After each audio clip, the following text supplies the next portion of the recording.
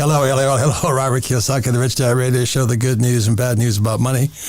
And today we have, I'm so excited about this show. I am very excited, very, very excited about this program because technically it's about free speech, but bigger, more macro, it's the story of Rich Dad, Poor Dad, the gunfight at the old K Corral coming up in real life. And just to give you an example, what happened is this summer, my team and I were teaching at Arizona State University, Barrett's honors students, and so these are the honors kids, something I never got into. And it was the best time. We had the best time all summer coming in and teaching. So Ken Macro would teach real estate, and Maselli would teach oil, and the other guy would teach taxes, and then legal defense, and basically everything the entrepreneurs really know. And it was a rock and roll event. Probably about 75 young students. Again, they're all honor students. They're bright, they're smart. You play the cash flow game. Okay, cash flow game. And I slap them around a little bit like a Marine, and they just loved, the teacher. And Atkins was, you can't say that to kids. Because I caught one kid texting, and I just blasted him in the class. Hey, pay attention. And then anyway, it was just like I was back in the Marine Corps talking to these young guys. And so the instructor, the person in charge of us, was a little on edge. But it came out to be a fabulous program. So to continue on, we decided we'd do an event at Gamage, and Gamage is this big, like amphitheater on Arizona State University's campus, and it was health, wealth, happiness, nice, vanilla type of subject. Not controversial. Not controversial. So we had Dr. Rado Gopalan, who is my cardiologist, and I had myself. So Dr. Gopalan was health, because he's East and West medicine. He's a doctor of cardiology, but he's also a doctor of acupuncture. So he's East and West. Had myself for wealth, and then we had Dennis Prager for happiness. And Dennis Prager really has made me a lot happier. I mean, I sincerely thank that guy. Plus, Prager University and Rich Dad are joining forces, and we're working together to bring financial education through that. So it was a really happy event until the teachers started to protest. So the students were happy. We were happy. Everyone was happy. And we also had Charlie Kirk. Charlie Kirk from Turning Point USA. Yeah. He was kind of the opening act of this event. So I guess Charlie is a flamethrower or something. But, I go to school to learn. I was kind of excited. I never met Charlie Kirk. People kept saying to us, "You got to meet Charlie Kirk." So, good, I'll meet him. If Ho Chi Minh was there, I'd meet him. You know what I mean? Or Mao Zedong or Adolf Hitler. Hey, no kidding, I want to meet you. But what happened, Kim? So what happened is everything was fine, and the students were fine, and then the professors. There's 47 professors. Is that correct? Owen? Yeah, in the Barrett Honors College, right? Nice. And our guest is infamous now, but there's 40 in a very good way. There's 47 professors. 37 professors signed this petition to ban the event because they did not want the conservative viewpoint of Charlie Kirk or the conservative viewpoint of Dennis Prager on their campus, which brought up the whole free speech thing. So it was quite controversial. A lot of back and forth. As a result, I think we ended up with more people in the audience because they wanted to stand up for free speech, which was a great thing. And I think there could be some very great processional events that happen as a result of this event. But today we're very... So let me say, this was the showdown. When the teachers started to protest, I said, oh my God, on a macro scale or on a metaphysical scale, this is Rich Dad and Poor Dad. Because my poor dad was a PhD, very smart guy. What I don't tell many people, he never went to school to get his PhD. I mean, he did. He never went to school to get his, he went to 4-year college, but he got it done in a year and a half. He got his bachelor's in a year and a half, got his master's and his PhD. And the guy was, my poor dad was so smart that he was just zipping through school. The epitome of it. Whereas my rich dad, as some of you know, never went to school. But he was a capitalist, and my poor dad was a Marxist. He didn't know that either. So I'm a kid growing up in Hawaii, and that was it. So ASU, Arizona State University, is the showdown. And it turned out so great. Even though it was really terrible, it turned out great people showed up just to see the gunfight.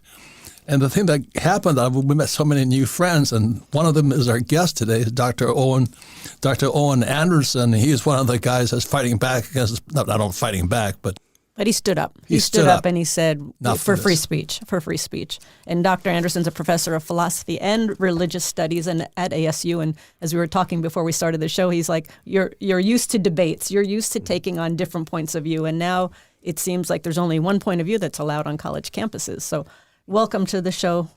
Well, thank you for having me. It's great to be here. And thanks for standing up. That takes guts, because I know what it's like to be on a enclosed society, like a campus. Exactly, yeah. It's no fun for sure in terms of the kinds of pushback you get, the interactions with others, but at the same time, it's the right thing to do.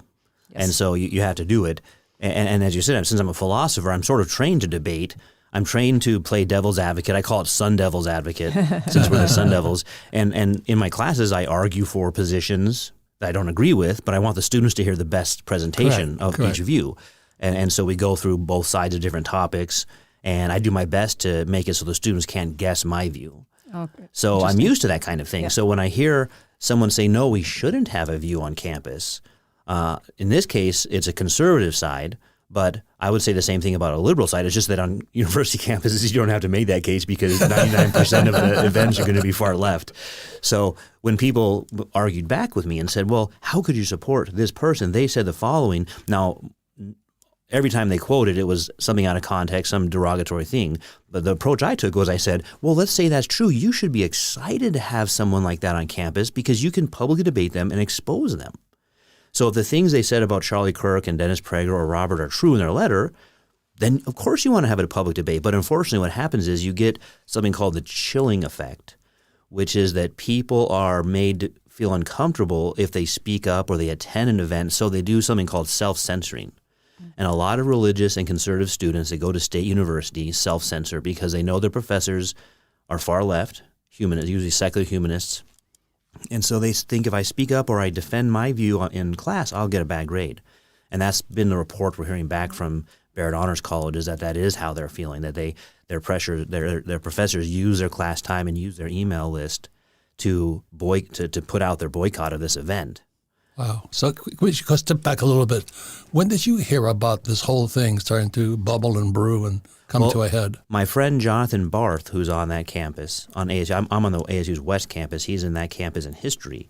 And he contacted me, and he's not associated with the Lewis Center. None of us who wrote our letter are associated with the Lewis Center.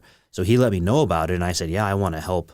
There's only him and Don Critchlow, two other professors. I said, I want to be on this. And so he wrote a really nice article. He wrote most of it, and we sent it to Daily Wire and said, hey, there's 3 of us at ASU, though, who are speaking out, that we think we should be able to defend. And like you said, this is a very health, wealth, and happiness. There was no limits. It wasn't health, wealth, and happiness for anybody. It was all humans can have health, wealth, and happiness, right? So I know for sure there's going to be even more controversial talks, right, than that. That's not controversial at all. But why did these, I think it was 37 of them, professors came up against us? What would cause that? Why would they care?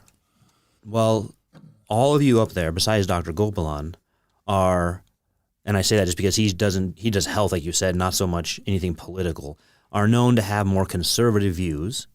And of course, Dennis Prager is known for PragerU, and Charlie Kirk is known for Turning Points USA. And so all of you were mentioned in that letter in very slanderous terms. I mean, the things they called each of you count as slander. And they should be willing to debate you in public. That's one of the most important parts of our legal system, is you're allowed to face your accuser. So let me go a step back. But what in the world? What did we do to piss them off? I mean, what was the turning point? Should we say? Charlie Kirk would say. Yeah, I think you perfectly summarized it in the event. You held up a little booklet and you said, the Communist Manifesto. Yeah, it is the Communist Manifesto. I brought my copy. I found an old copy at a used bookstore. I thought, I want to have that. And it was funny because my daughter saw it laying around, and she said, Dad, you're reading the Communist Manifesto? but you know, I told her, absolutely. I read everything I can get my hands on, right? That's what we should want to do, and learn how to read. What do other people think? So, I brought my copy too today, so we can maybe go through that in a little bit, because you held that up and you said, if you want to get to know your professors, read this. And you're right. Yeah. So that's why, is that you guys are questioning the narrative that is communism, Communist Manifesto, but also Freudian sexual theory. And those go together into yeah. I'm pretty familiar with Communist Manifesto, but not sexual theory. Yeah, so Freudian sexual theory teaches us that our identity is wrapped around our psychosexual development in our youth. And so today we have this really radical gender ideology being pushed, which makes what you think your gender is the central piece of your self-identity. It's unquestionable. And so that's really traceable to the Freudian, I call it the Marxist and Freudian religions. Wow. Because both Marx and Freud have been debunked as scientists. For Marx's economic theory is simply false as an economic science, and Freud as well. He's a pseudoscientist. He doesn't actually do psychological science. His methods weren't scientific, but they continue to persist, I would say, in the same way a religion does. I would say so. Interesting. So back to the gender thing for just a moment. Doesn't that just confuse the heck out of kids? Well, yeah. I mean, I think, when I was on Dennis Prager's show, we talked.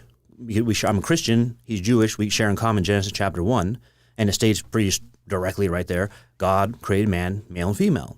And I think that's a really basic thing it's like the first thing you figure out in kindergarten. Yeah. Right.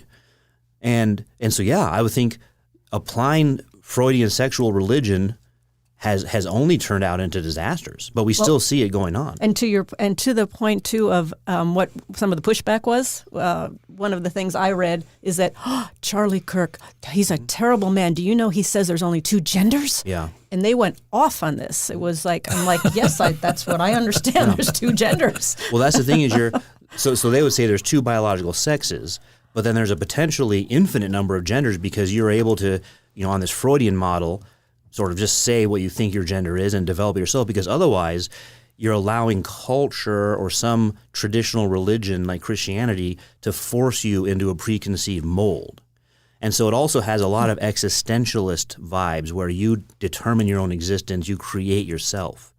So all of those go together. I'm a religious studies professor, and I think really the Marx-Freud religion has been the most successful religion in the 20th century. And if you think about world history, even if you're opposed to it, you have to admit, the Marxist religion spread like wildfire throughout the world. And that's because it touches on something that you have spent your career on, which is wealth and labor. And it gives the working class this idea that you've been wronged by somebody. It has all the features of a religion. There's sin in the world, which is greed. And you need to go through this kind of conversion experience where you realize, oh my goodness, there's capitalists that have been stopping me from being happy. And then you go through, there's this missionary zeal and even, of course, military zeal where you say, I'm going to try to convert everyone else. Right. But if they don't listen, if the capitalists don't listen, we'll just have to have a violent revolution and make them listen. Wow. And so, think about it in terms of converting people. It's been very successful, and it continues to be. Some people say we're going through a communist revolution in the United States right now. I would say so. And so it continues to be very, I think this century will still be dealing with those 2 religions. So for those who weren't at the event at Gamage, what date was that? February 8th. February 8th. I held up my copy of the Communist Manifesto and I said, your teacher should read this book. I don't know what they're so upset about. Because FYI, when I was 18 years old, I went to Academy in New York, military school. And my English teacher said exactly what Owen is saying. He says, it's a religion. He had us read the Communist Manifesto. He also had us read the other guys, too, like Ricardo, Adam Smith, the other worldly philosophers, just because they're religions. And then I'm writing because of the Gamage ASU event, I'm writing a new book, Capitalist versus Marxist, But I realized my poor dad was a hardcore, I'm just coming out and saying he was a hardcore Marxist, and my rich dad was a pure, Adam Smith guy. So free market capitalism versus communism. And I have a question. So you've been a professor for how long, Owen? 20 years. 20 years. Over 20 years, yeah. Have you just progressively seen this get worse and worse or more prevalent on college campuses? Well, I think so. As the generation changed, there's more of a militaristic. I mean that in terms of the adamancy, not any violence of any kind, but the adamancy of pushing this as the only narrative. There was still a case when I went to school where my professors may have held this kind of view, but they still had the skill of presenting multiple views. And I think that skill has been lost. Okay. So we're in a generation of professors who, two problems, they don't even know their view. They just think it's the truth of the matter. Like 2 + 2 is 4. Marxism's true. And then the second thing is they don't have the skill anymore of saying, but here's the other view, and giving it a good presentation. It's called giving it the Iron Man presentation, meaning you give it a really strong, you give your opponents the best presentation possible, because you don't want to simply be attacking an easy straw man. You want to be saying, here's why people like this view. Because usually every view has something that people are attracted to, right? Or else they wouldn't advance to it. So what is it that makes your opponent's view interesting? Great point. Fantastic. Great point. So what is your background really quickly? I mean, how did you come? Well, I've been an ASU guy my whole life.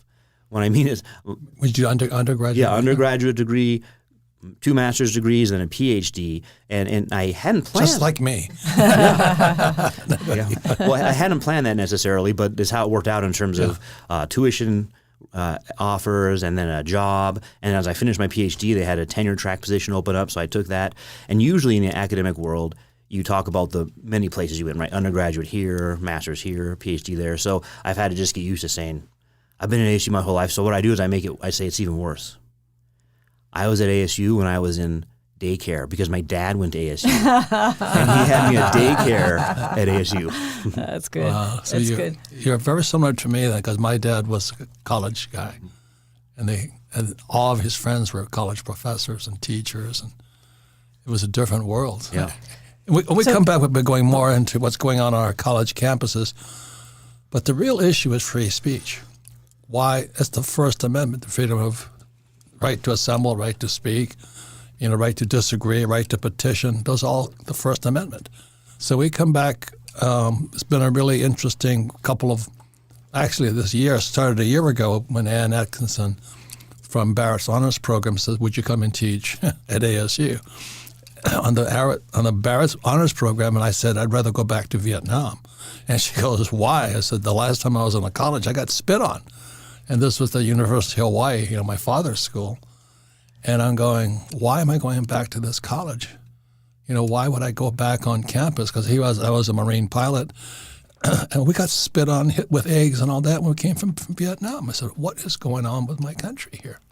And that's why when we come back to, I want to talk to Owen about the chilling effect and how we combat it, because it's so prevalent everywhere I'm looking. That's what people are so afraid to speak out, and that will kill our freedom right there. So. It's killing our country, yeah, our freedom. Anyway, I'm very excited about this program. This is the apex of Rich Dad versus Poor Dad, and today our guest is Dr. Owen Anderson. He's one of the 3 guys that stood up in the middle of Hanoi, as far as I was concerned. So we'll be right back.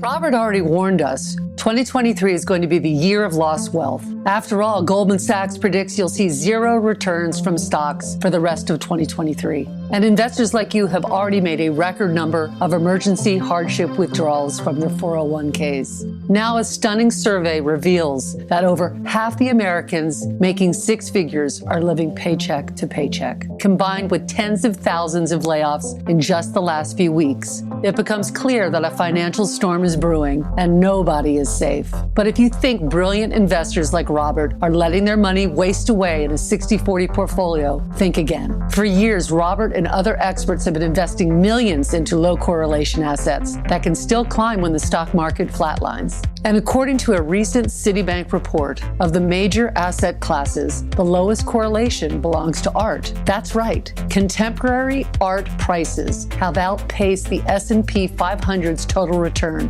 over the last 26 years by 131%. Now you can enter this market without needing millions, thanks to Masterworks, our longtime partner. Their platform lets you invest in shares of paintings by icons like Picasso and Banksy. Every single one of Masterworks' exits to date have delivered positive returns to their investors, with the last 3 delivering 10, 13, and 35% net. No wonder over 650,000 users have invested more than $500 million on Masterworks.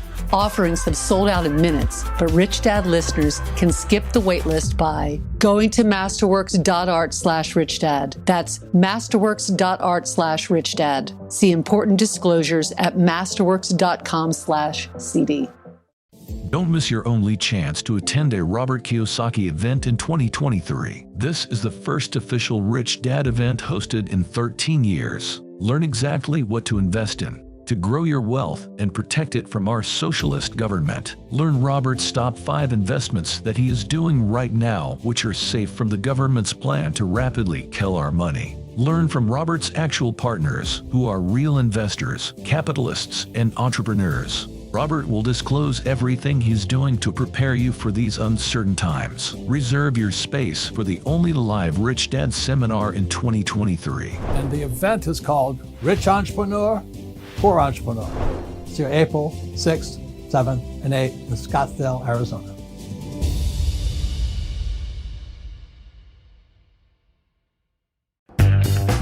Hello, Robert Kiyosaki, the Rich Dad Radio Show, and we're broadcasting from beautiful old town, Scottsdale, Arizona.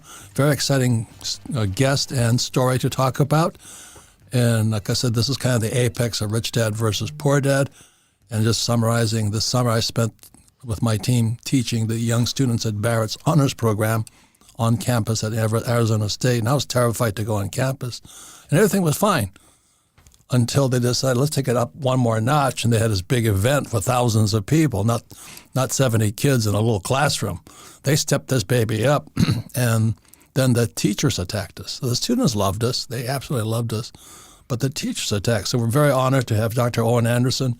He's one of the people that stood up against the not against the teachers, but saying, he stood up for free speech. Free speech. And that's what this issue is today. And I just want to say that Dr. Owen Anderson, that you are the professor of philosophy and religious studies at Arizona State University. And I didn't realize you have books published on God's existence, the natural law, Declaration of Independence, and the Bible, and you're a certified jiu-jitsu instructor. I didn't know that.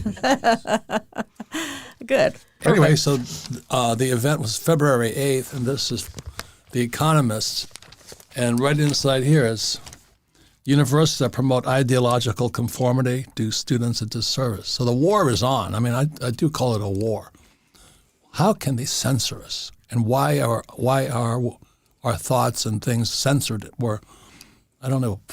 What do they do in school now? Well, there's certain tactics that they use that are very common to the Marxist and Freudian religions. So the first thing they do is, because we all agree you can't incent an audience to violence. So you can't say, hey, let's go do something violent. That's not free speech. It's not protected speech.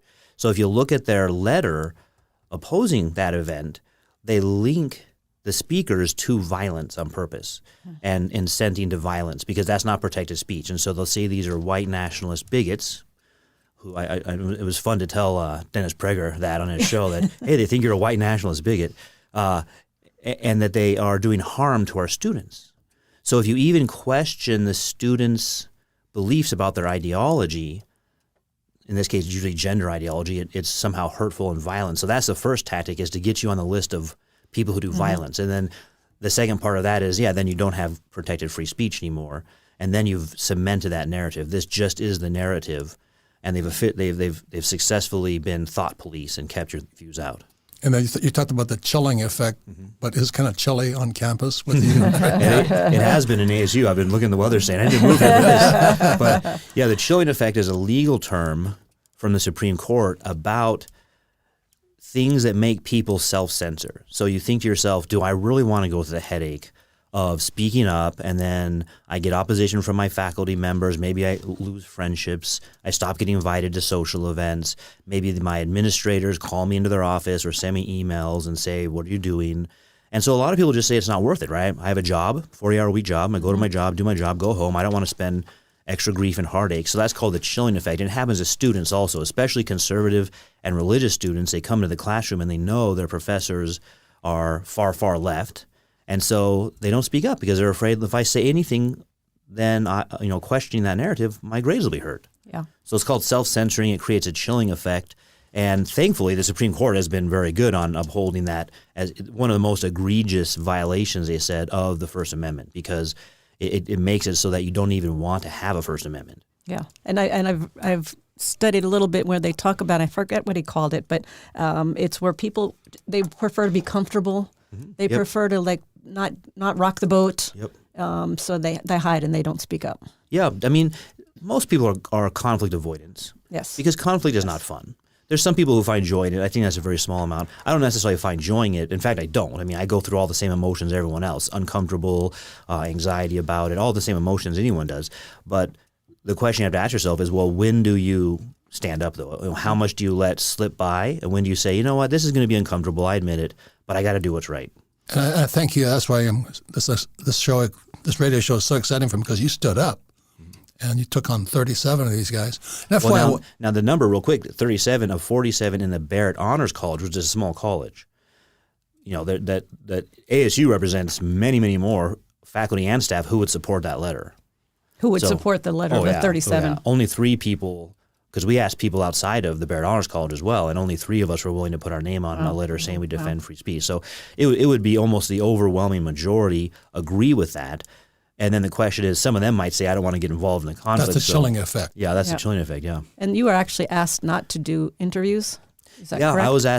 I was asked not to do interviews unless I get approval from my college.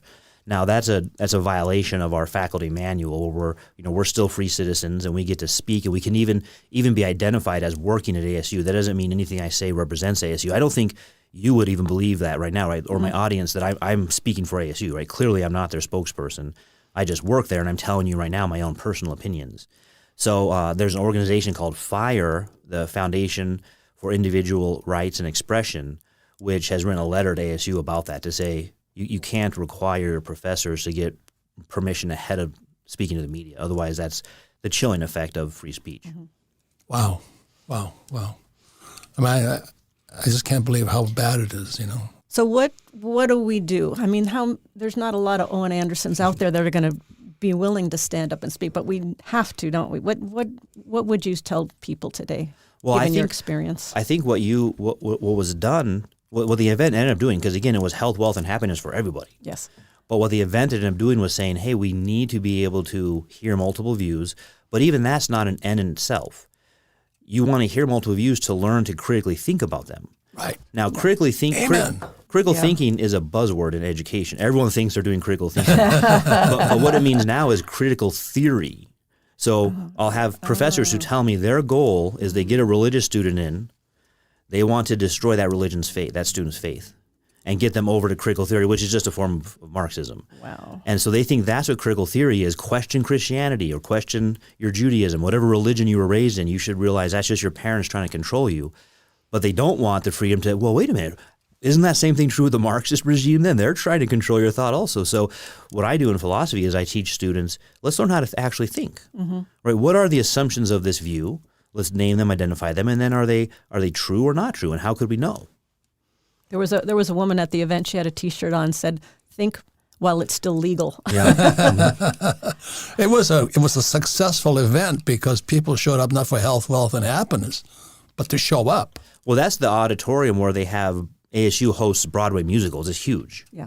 And it was packed, and then you had another 16,000 watching on YouTube. Yeah. Yeah. Do you think this is going to spur more free speech debates on college campuses? Do you think this will have a good effect? I think we're moving definitely seeing those debates on campus. The question is California was close to passing a law that doesn't allow you to question radical gender ideology.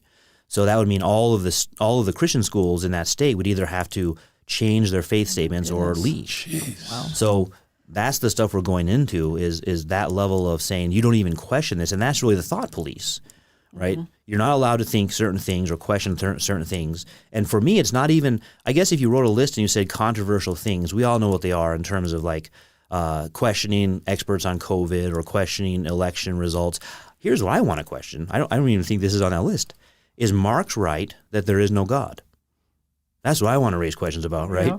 So that's not even allowed anymore. I mean, because Marx is a pure materialist atheist. He wants us to think of history just in terms of oppressors and oppressed.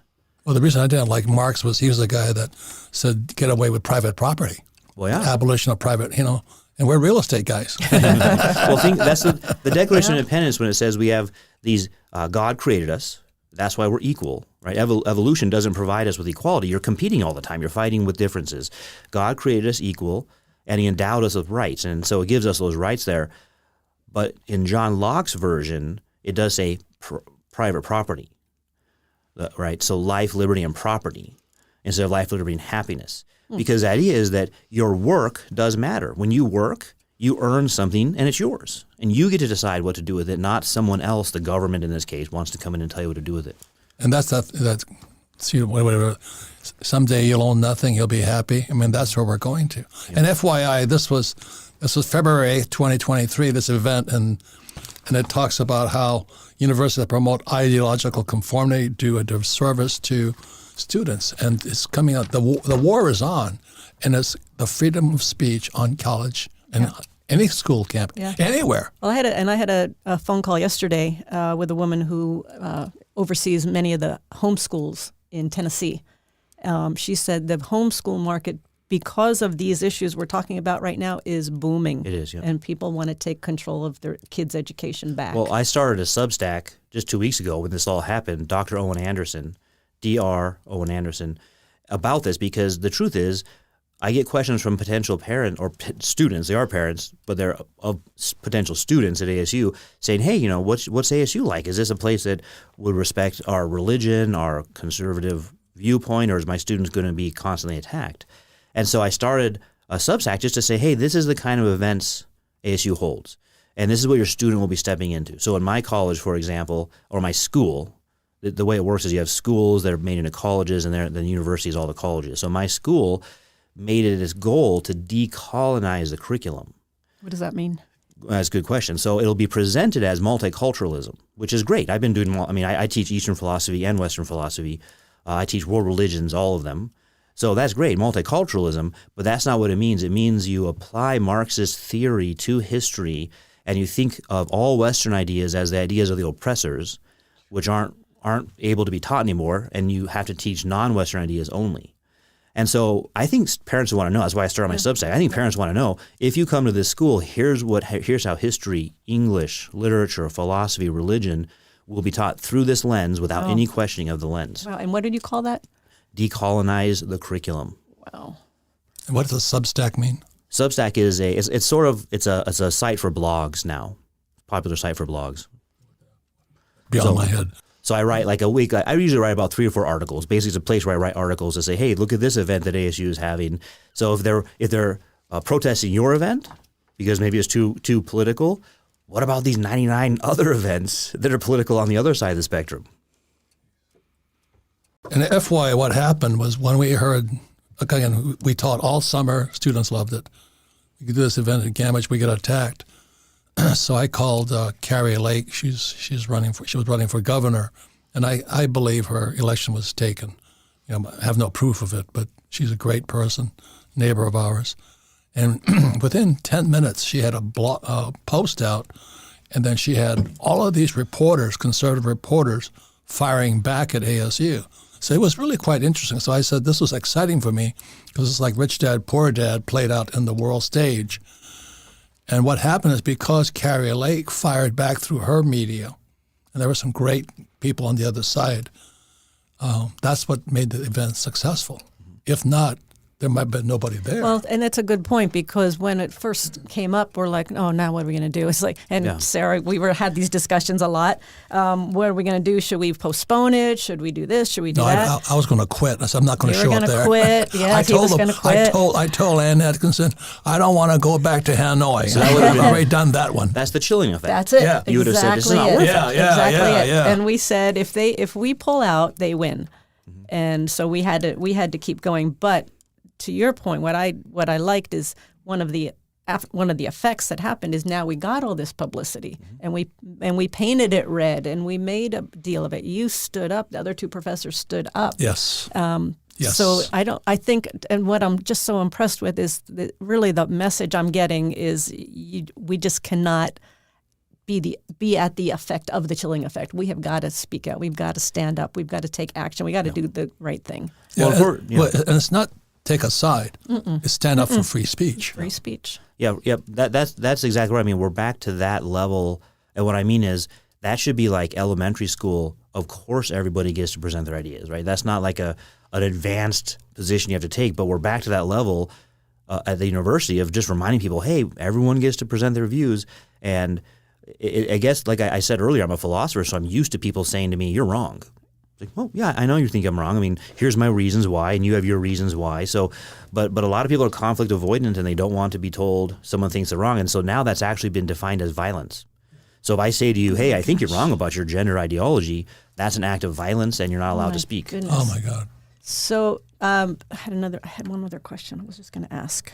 So let me just say this. If you want to see this, we'll make this program available. You can watch it for yourself. It's about an hour long. It's Dr. Radhagopalan again. He's he's my cardiologist. He's a heart transplant specialist, smart dude.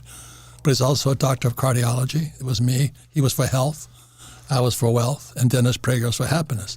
And because of Dennis Prager, I'm a happier person. So I'm not speaking because of Dr. Gopalan, I'm alive today, so I'm happy about that too. It was a great event, and it turned out so good because people stood up. Yep. Now I remember what I was going to say. So when you talk about debate, okay, here's what I go a little crazy with. On the left, I don't get a lot of facts. I get opinions and emotion. Mm-hmm. So when do you have debates on campus? You have debates in your classroom, correct? I put in my classroom. That's why I try to teach my students how to do that. I mean, you want to do it respectfully. There's no name calling. There's no insulting. There's no using the weakest version of your opponent, right? Because you might find a clip of somebody. That's what the professors did. Is they used Media Matters, which is a far left wing organization that finds a clip of Dennis Prager or a clip of Charlie Kirk saying something and puts that up there and says, "Look at what they're doing." And so that's not the way to argue against your opponents. What's their best argument? But that doesn't mean everyone's views are right. I mean, you still might find out that they're still incorrect, but you gave them the respect of giving them the best possible presentation. So I feel like that is a skill that's just been lost, and we need to revive that if we're going to have civil dialogue. Yes. You know, I cracked up because I got the same comment I've had for years. Well, what is he writing this book about money for? All he is a Xerox salesman. And the reason I laugh about that is because my poor dad hated salesmen. He's a college professor. Yeah, well, they're looked down on in that communist world. Yeah, I'll remind people I'm a best-selling author, and I make a lot of money selling books. I don't just write books. So when they said, well, all he is a Xerox salesman, I thought, is that as low as you can go? Well, they attacked your whole character as well. And again, that's the level of slander. There's a lot of things you can find wrong in the personal life of Karl Marx. Well, let me say this. To a professor, a salesman is scum. Yep. Well, yeah, they're low. Because, I don't know, my poor dad just hated salesmen. So when I worked at Xerox, only because my rich dad said, if you're going to be an entrepreneur, you've got to learn how to sell. So I interviewed with IBM and Xerox, just FYI. But professors still, all he is a Xerox salesman. I'm going, give me a break. I'm the number one best-selling author in history right now. I mean, in modern history. 25 years, Owen. I'm Rich Dad Poor Dad, still number one across the world. Wow. Well, that's the thing. I'm a best-selling author, not a best-writing author. Yeah. Well, yeah, so I'm on the other side of the spectrum. I've written books, not best-selling books. But I'll teach you how to sell. That's what I want to learn. And I want to learn how to debate. Yeah, okay. So we'll swap. It's a guarantee. But yeah, salesmen, anyone in business, and religious people. So they'll use anecdotal stories about business people who were greedy and they harmed others, and that's somehow proof against private property. And then they'll use, of course, religious people are just trying to get your money. And of course, there's been people who claim to be religious who do that. And there's been people who have businesses that might have hurt others. But those are called anecdotal evidence. That's not actually arguing against the other position, because there's a lot of good businessmen, there's a lot of good religious people. And so you could look at the life of Karl Marx and find all kinds of problems in his personal life. I would never present an argument like that. I would look at his philosophical assumptions about the world. Yes. The other thing, too, is Dennis Prager is one of the biggest educational entrepreneurs in the world. Mm-hmm. And if I was a little professor sitting in my office, so what is Prager doing? Yep. You know, he's influencing millions and That's millions. The religious. Well, see, you're thinking as a businessman or an empirical person. Right. This is a religious side of it is, no, we're willing even to be the lone voice because we're suffering for the good cause of communism or something, right? So they don't want to look at models and say, no, our president's not like that. President Crow is great, actually. He's grown the issue huge. Yeah. But so thankfully he's a pragmatist, empirical, but that's your mistake here, so to speak, is that you're thinking empirically, and they're not thinking that way. Yeah, and Mr. Kroll, fantastic guy. We met him years Michael ago. Crow is doing a fabulous job. Yes. Very, very big man. So, final words, Owen, to our audience. Based on your experience, what would you tell them? I think Robert was right when he held up the Communist Manifesto. He said, "Read this." Hold it up again. Show the. Yeah, I held this up. I brought my copy just because the way it begins is all of history is a class struggle. And if you're a student and you're being taught that in history, I don't think that's the correct view of history, but minimally what I would tell you is there's other views of how to understand history. You should familiarize yourself with them and ask yourself, do I have to accept the going narrative among my professors about race, gender, and economics, or can I question those assumptions? So am I free to do that in my class? And at a state university, doesn't have a faith creed. A private university can do what it wants, has a faith creed. State university should not be a place that is one-sided. It should allow all views to be, and students should be allowed to question the narratives. Well, Dr. Owen Anderson, I thank you for having the courage to stand up. But again, ladies and gentlemen, is one of the best things. When you stand up, you find out who stands up with you. You also find out who wants to stab you in the back. But also, that's part of life. So I commend you. I thank you, and I've been excited about doing this interview with you for a while. Final word. Yes, thank you. And to your point, too, one of Robert's teachers and one of the people we follow is Buckminster Fuller, our Buckminster Fuller. And one thing I've never forgotten, he always said, question everything. Question Wasn't everything. that what it was nowadays? Question everybody, Yep, right? Yep. So that's what I'm taking away today. Question everything. So thank you. Thanks for having me. I really enjoyed it. Thank you. And thank you for your courage for standing up. Appreciate it. We'll have armed guards to get you off the place. So thank you. And we'll be right back for the final words.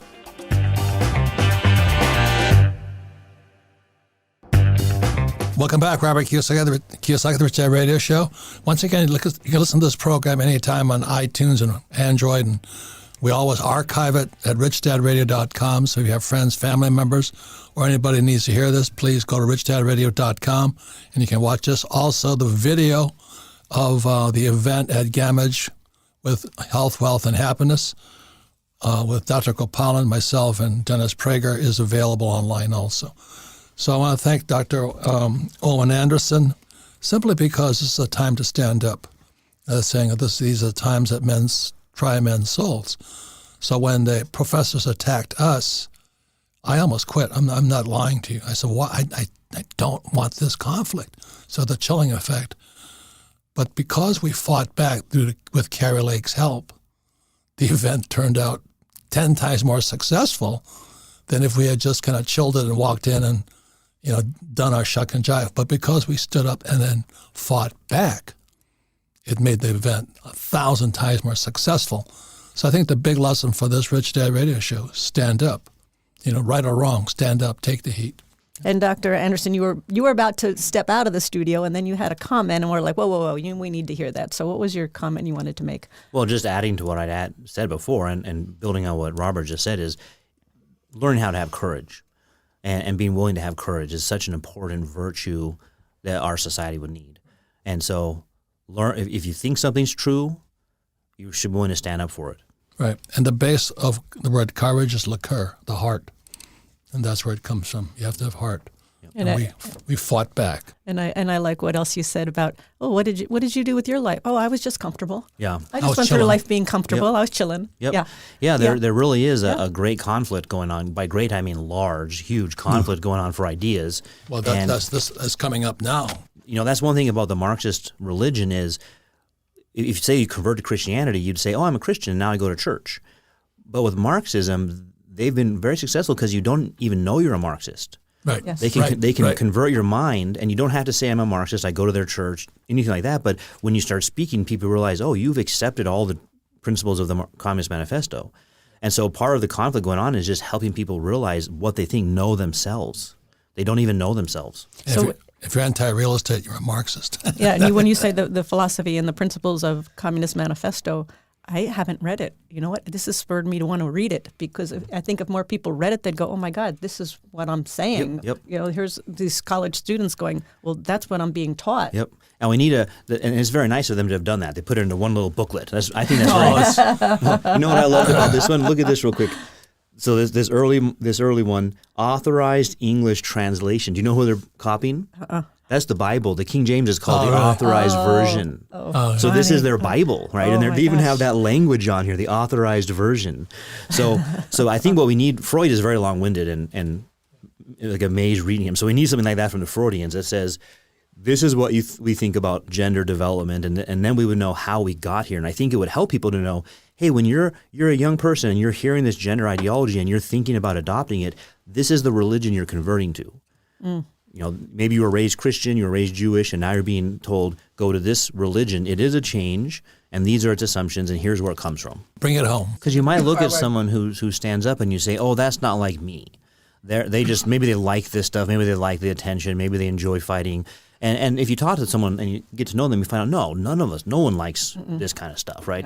There's all kinds of enjoyable things you can do with your life that don't include people attacking you, internet trolls attacking you, faculty members ignoring you, and being intimidated all the time. Yeah. So just know that if you're called to have courage and you feel those emotions, that's very normal, and that's what courage means. So the final word from Dr. Owen Anderson is courage. It comes from the French word le cœur, the heart. Thank you all for listening to the Rich Dad Radio program. Thank you.